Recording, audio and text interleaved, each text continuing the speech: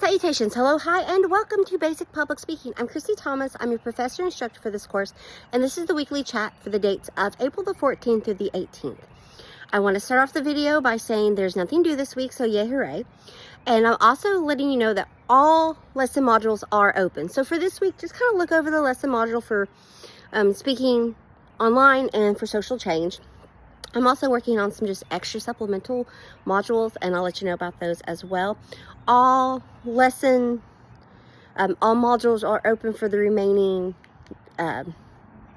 speeches and assignments are due, and what you have remaining now is your final storytelling speech, the final persuasive speech, and the second round for the canon to rhetoric questionnaire.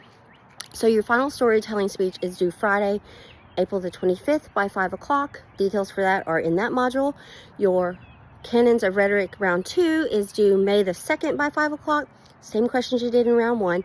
You're just applying what you got from this class. And then this is an engagement for me to see what works and doesn't work, what needs to, like, how I just need to adjust my course to make things make sense.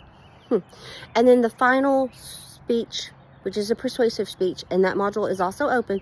That's going to be due Wednesday. Note this date, Wednesday by noon, May the 7th, because that week, what is it? May 5th through the 9th is ACTC's finals week. My cutoff date for this, for any assignment, so if you're missing anything whatsoever, you have till noon on May 7th. I will not accept any work past noon on May 7th. I will begin the grading process so I can submit grades to ACTC, and for any dual credit student that I may have, that gives plenty of time for them to get those grades submitted to your school as well. So those are the remaining, and these last few weeks that we have, I'm really just kind of using this as work weeks, dedication weeks, to really get everything finished up. I know some people wait to the last minute and thrive in that energy, and that's fine, but I also know some people like to get the things and get them done. So for the final storytelling speech, as always, the storytelling speeches, there's really no requirements. It's just for you to find your comfort. So the details and the descriptions in the module for that.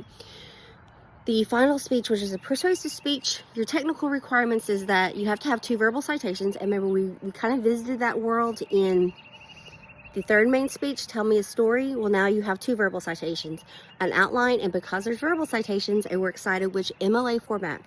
And again, I have a template for you if you also choose. You don't have to. You can do your own thing. I am not a stickler on that. And when it comes to citations, I am not against, so I am pro using tools available. There are apps and sites that you can plug and chug your information and copy and paste your citation for a works cited to put onto the outline. So you don't, I try to make things, excuse me, as easy and stress-free as possible, so it's not as I don't try to make things overly complicated for this course.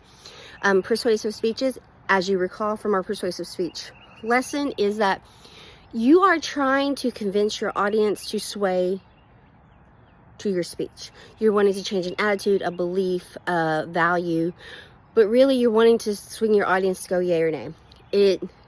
This can range up to super formal in the realm of policy changes, political speeches, all those really great, those are wonderful examples of persuasive speeches. But it also, if you think of taglines or slogans or like ads for anything or food chains or whatnot, those are also persuasive because they're trying to convince you to try their product.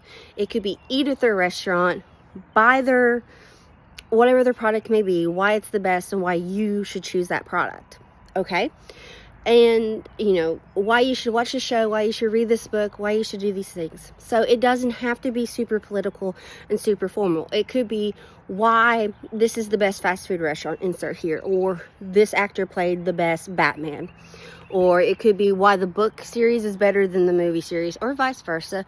Or why the remake is better than the original, or vice versa. You see what I'm saying here? All you have to do, though, no matter what topic you pick under this genre, you got to have 2 verbal citations. I am not a stickler. Those verbal citations can come from the same source, but they just have to be 2 separate citations. You can't like break down a paragraph that someone, or a monologue, and use it. So it's got to be 2 separate speaking or blurbs or statistics or whatever, but they can come from the same source. So that could be a little helpful. And citations can be quotes from folks. It can come from articles. It can come from books. It can come from reviewers. It can come from statistics, charts. It can also come from like taste tests, you know, and it can come from peers as well. Like when I say a citation, you could be like, well, 4 out of 5 of my classmates agree that this is the best lunch that they serve at school. Or, you know, out of a peer panel of 4, half were decided that this is the best pizza joint. So, you know, you can have fun with it. It doesn't have to be like intense. So you have a little creativity freedom there, but you have to have 2 verbal citations. And again, you know, it doesn't have to be directly a quote. It can be in the form of a statistic or